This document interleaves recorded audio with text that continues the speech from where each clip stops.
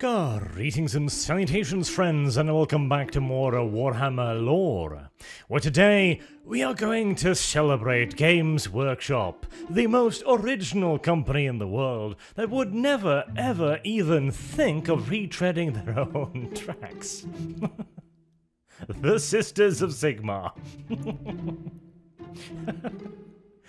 Which came out a whole 2 years after the Sisters of Battle, who were of course released during the second edition back in 1997, whereas the Sisters of Sigmar first popped up in the Mordheim rulebook in 1999. And the two factions bear more than a passing resemblance to one another. But hey, details. Originality is a myth anyways, and you don't have to be 100% unique with everything you do, so long as the story behind it is good. So what is the story of the Sisters of Sigmar? Well, they were originally created as the Merciful Sisters of Sigmar. Nuns, essentially. And their original duty was not all that different from our perceptions of nuns. They lived in a convent and took care of those in need, gave out alms to the poor, and treated the sick and the wounded. Where the Sisters of Sigmar differ quite drastically from those of our own world, however, is in the fact that the sisters were able to use magic, which, as far as I'm aware, our nuns aren't really capable of. And obviously, being able to make wounds close by simply waving one's hands over it gives them a significant leg up in the whole treating the poor department. Something that made them very, very popular indeed. In fact, it became quite popular for the higher strata of Empire society, of noblemen and rich merchants, to dispatch their daughters to serve alongside the Sisters of Sigmar. And not just as a way to get unruly, unmarried daughters out of the house, but rather as a springboard into their further career and lives. If nothing else, it would make them a very attractive match for other great and powerful politicians and nobles within the Empire, as women in positions of political power and authority were quite rare. It did happen, but it was rare. Indeed, a future wannabe queen of the Empire, or empress, I suppose, was also raised up alongside the Sisters of Sigmar. This was Margarita of Marienburg, though for her time amongst the sisters turned out to be a rather poor political move, because her election was actually blocked by the Grand Theogonist and his archlectors at the time voting against her. You would have expected the Grand Theogonist and his archlectors to be in lockstep behind someone raised in one of their own monasteries, and yet, not only were they not her allies, they were her foes. Clearly, something rather spicy had happened not that long ago, as the Sisters of Sigmar had not merely fallen out of favour, they had actively pissed off the leadership of the Cult of Sigmar. A particularly unwise political move, as the cult is the single largest and most powerful voting bloc amongst the electors in the entire Empire, commanding 3 votes, with the Grand Theogonist having 1 and his 2 archlectors having 1 each as well. Now, in theory, they can vote differently, but that has actually never ever happened, so, you know. In any normal circumstance, this would have made Margarita's candidacy a slam dunk, but something had clearly happened. It is unclear precisely what occurred, though there are some suggestions and weird reasons granted. For example, apparently the Sisters of Sigmar were accused of witchcraft. Now, don't get me wrong, an accusation of witchery is a very, very serious one indeed within the Empire, particularly in the years preceding the founding of the Colleges of Magic. But something's not quite right here, because what the Sisters of Sigmar were using in terms of magic, or miracles as they would call them, potato, potato, is the exact same kind of miracle that the warrior priests are using. The church is not unaware of this. They would have had very little difficulties checking out any accusations of witchcrafts and decidedly disproving or proving the accusations depending on. Furthermore, if the Sisters of Sigmar were in a position of good standing within the cult of Sigmar, then such accusations could probably simply have been dismissed out of hand. It would have been like accusing a warrior priest in good standing of being a witch. The accusations would have been laughed out of the room, and indeed the career of the witch hunter who made them would probably be in severe jeopardy. So I do not buy at all that mere accusations of witchcrafts could somehow have driven the sisters out of favor. Something more must have been going on behind the scenes. Something more political in nature, especially when one takes into consideration who usually runs the witch hunters. The cult of Sigmar. Yes, I think this is a matter of the sisters pissing off the wrong person, rather than a mere rogue witch hunter's accusations. And there are plenty more reasons to think that this probably was what occurred as well. For you see, the Sisters of Sigmar took up a rather unpopular cause, that of the prophet Macadamnus. Macadamnus. Hi, GW. Anyways, Macadamnus claimed that Sigmar himself would return very soon on wings of fire. If you don't remember from the Mordheim video, there was a whole lot of hubbub going around at the time because of a twin-tailed comet that seemed to be growing ever closer to the Warhammer world. Many viewed this as a surefire sign of the return of Sigmar, a blessed sign, whereas others were a bit more skeptical. And the Sisters of Sigmar were amongst the latter, because, wings of fire, eh? And he's going to return to Mordheim, the city, specifically. If one were to translate that from madman into realistic, then that means a high-speed celestial object is about to impact with the town. Which, of course, is exactly what happened. And the event found the sisters safely ensconced within their fortress abbey. I called it monastery already, didn't I? Oh well. Details.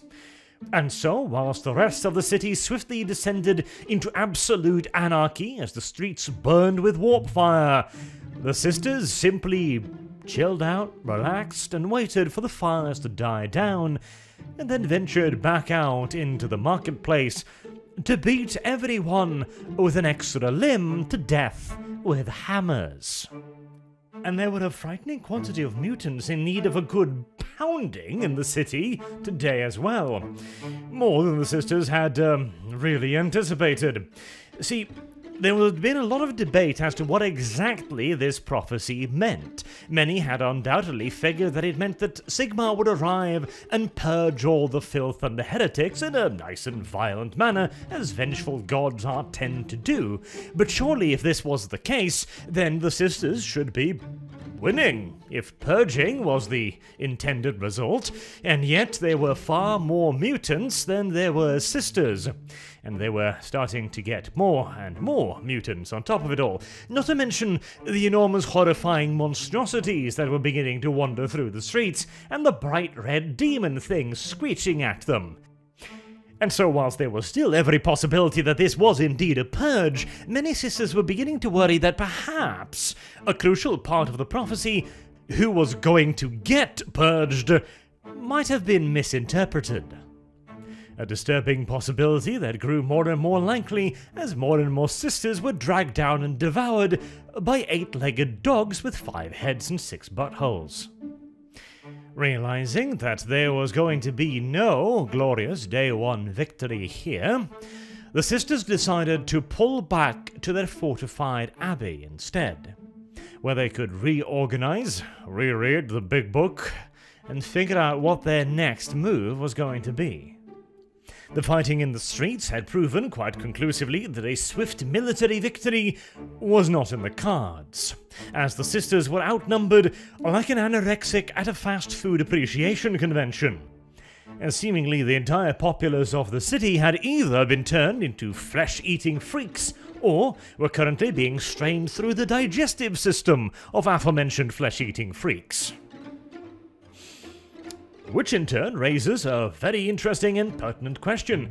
What exactly turns an entire civilian population into either A, predators, or B, snacks? And how do you destroy it? Well, question 2 was going to have to wait for a bit for resolution, but question 1 could perhaps be answered quite swiftly, as several of the sisters had noted weird green glowing rocks scattered all around and embedded in many of the more creepy looking things that they had bashed over their heads with heavy iron mallets. As many of the sisters were magically inclined, it didn't take them long to realize that green glowy rock equals bad. Very bad. And more than likely, it was directly responsible for the whole anatomically incorrect man-eating beast problem that Mordheim had developed over the course of the last 2 hours. On the bright side, if there is such a thing, when you're stuck on a tiny little island while surrounded by super zombies all around, the potency of the bad green rock had evidently fallen off quite drastically, as the sisters themselves were not currently trying to eat each other's faces off, and the potency of the green rock initially must have been quite something, as one of the sisters swore up and down that she had seen the great oak at the heart of the gardens tear up its roots and go wandering off. Oaks don't normally do that, just in case you're wondering. A bit more experimentation later, and the sisters arrived at the conclusion that they could handle the green rock, albeit very carefully, and extended exposure was probably unwise. This led them to figure that there might be a way to fix this whole mess. Indeed, from a religious point of view, they might even go so far as to consider it a sacred duty, a challenge even, to purge the city of all of the many armed things currently crawling throughout it. But the only way they could have any chance of doing that was if they got rid of the green rock first. And thus we arrive at the current year in the Warhammer lore, where the Sisters of Sigmar are still carrying out their private crusade to clear the city, not necessarily to kill all of the monsters and burn their unholy forms, yet anyways, but first and foremost to claim all of the Wyrdstone that is scattered throughout its streets. Initially, undoubtedly, they would have tried to destroy the Wyrdstone, but it's a very uncooperative substance, especially in that regard. And so instead, they began storing it. There is an enormous subterranean vault beneath the rock, which is guarded day and night by the most devout of sisters, who are constantly whispering prayers to reinforce the wards surrounding it. No one knows for sure how much Wyrdstone is in the rock, but very clearly whatever magical spells the sisters have woven into the massive solid rock walls of the vaults are very potent indeed, as not only are the sisters not sprouting extra heads at the moment, but the Skaven don't know it's there. And I know this because if the Skaven did know that there was an enormous quantity of warpstone for the taking in an abandoned city guarded by no more than a couple of hundred of women, there'd be a lot more rats in Mordheim than there currently is. I mean, we are talking about a race here that declared war on Nagash and fought a several centuries-long conflict with the arch-necromancer over access to warpstone mines. Oh yeah, if they had even the foggiest idea of what the sisters were sitting on, they would have one hell of a vermin infestation on their hands.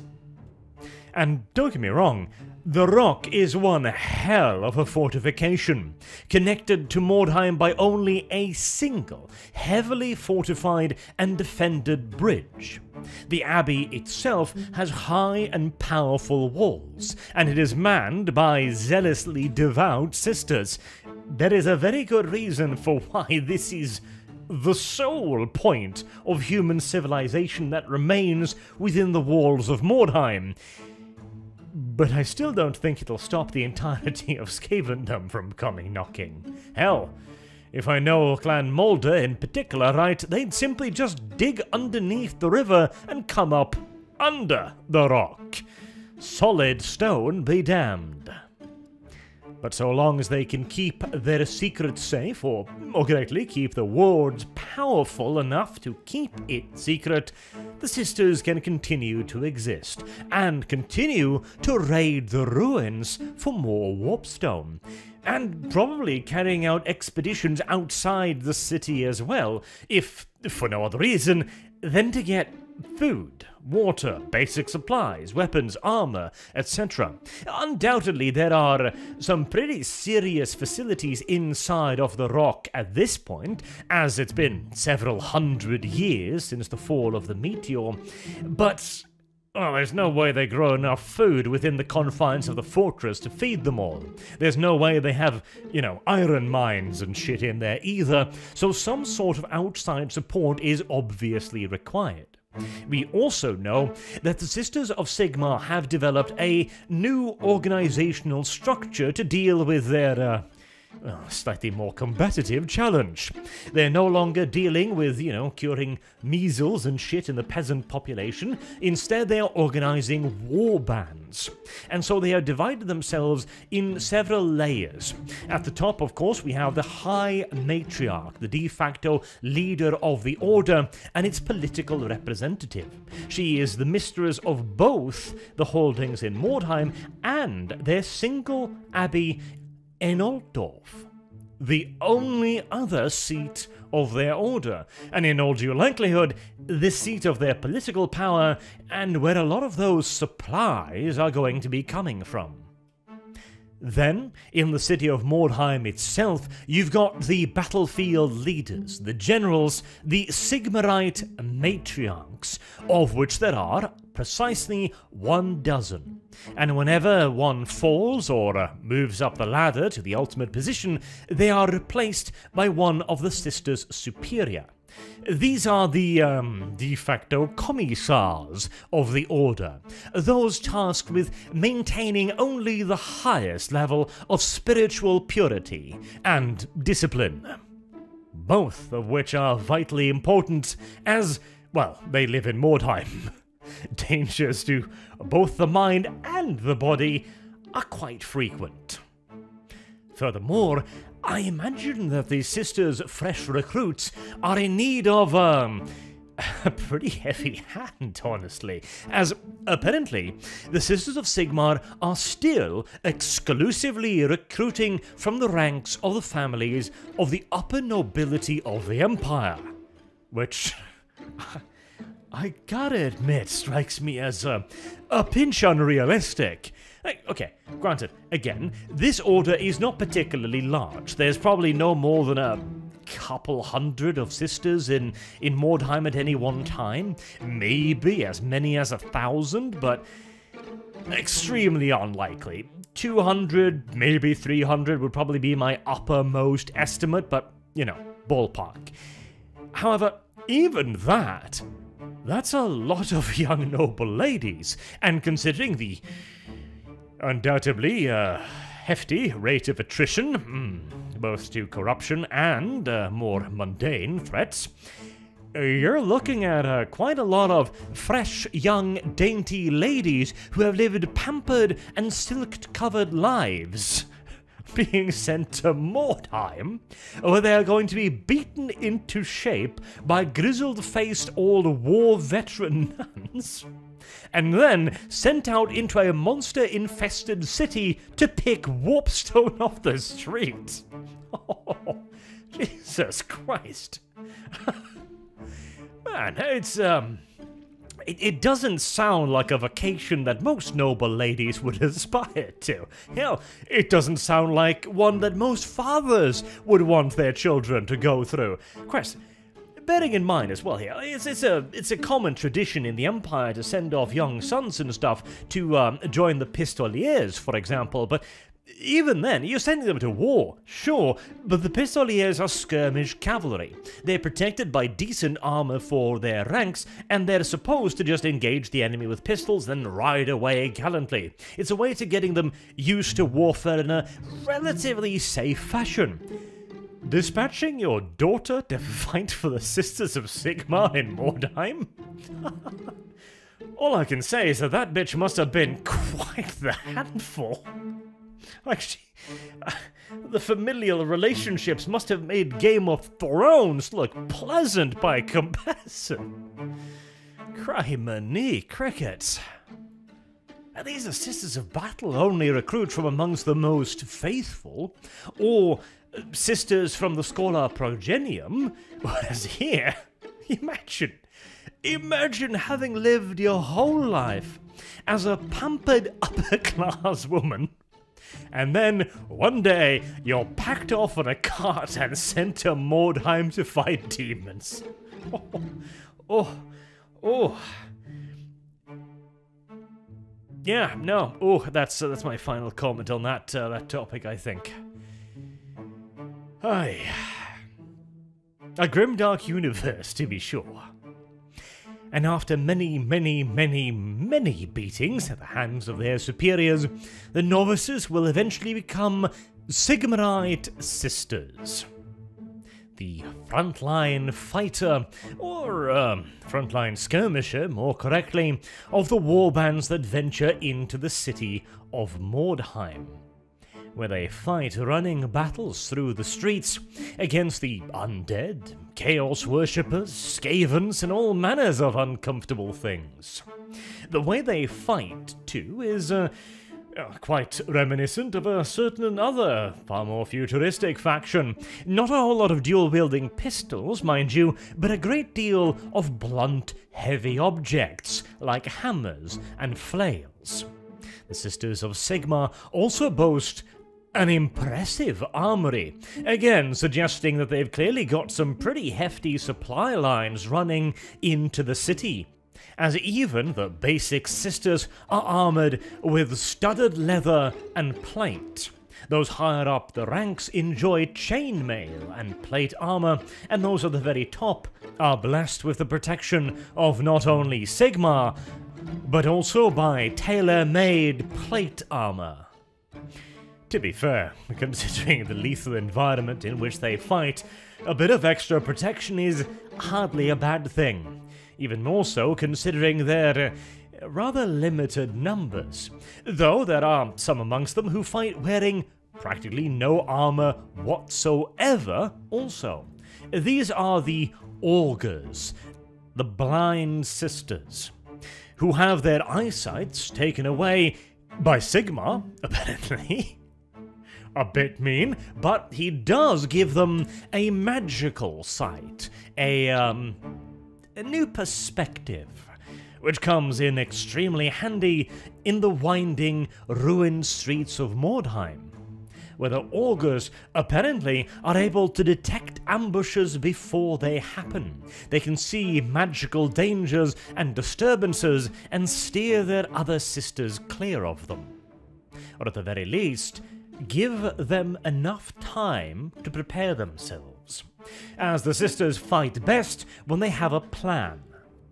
For whilst the Sisters of Sigmar are absolutely ferocious fighters, their biggest and greatest strength lies in their magic.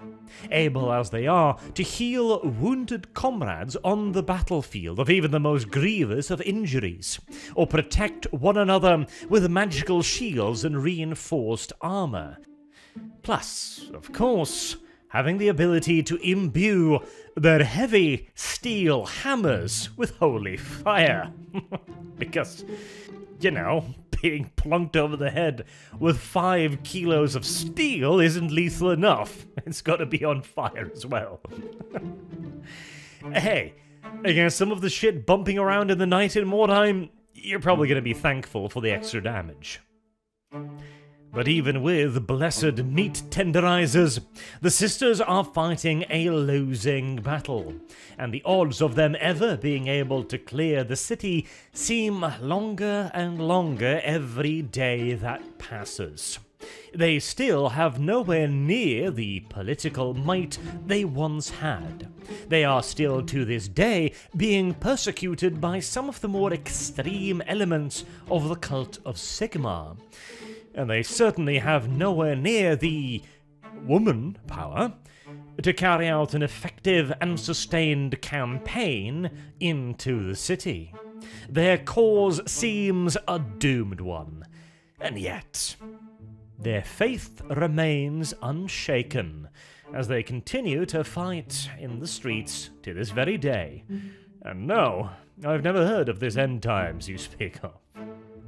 Until next time, I've been Ash. Thank you all very much for listening, and I hope to see you all again soon. Until then, have a good day.